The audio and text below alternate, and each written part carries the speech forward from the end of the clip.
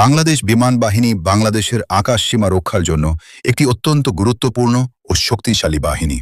১৯৭১ সালের বাংলাদেশের মুক্তিযুদ্ধের সময় এই বাহিনীর যাত্রা শুরু হয়। সেই সময় সীমিত শক্তি নিয়েও সাহসী যোদ্ধারা দেশের স্বাধীনতার জন্য আকাশপথে লড়াই করেছিলেন। বর্তমানে বাংলাদেশ বিমান বাহিনী আধুনিক যুদ্ধবিমান, উন্নত প্রযুক্তি এবং দক্ষ পাইলটদের মাধ্যমে দেশের আকাশসীমা নিরাপদ রাখছে।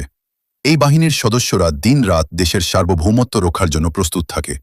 যুদ্ধবিমান পরিচালনা, আকাশ প্রতিরক্ষা, উদ্ধার অভিযান এবং দুর্যোগের সময় মানুষের সহায়তায়ও বাংলাদেশ বিমান বাহিনী গুরুত্বপূর্ণ ভূমিকা পালন করে। আধুনিকায়নের মাধ্যমে প্রতিনিয়ত এই বাহিনী আরও শক্তিশালী হচ্ছে।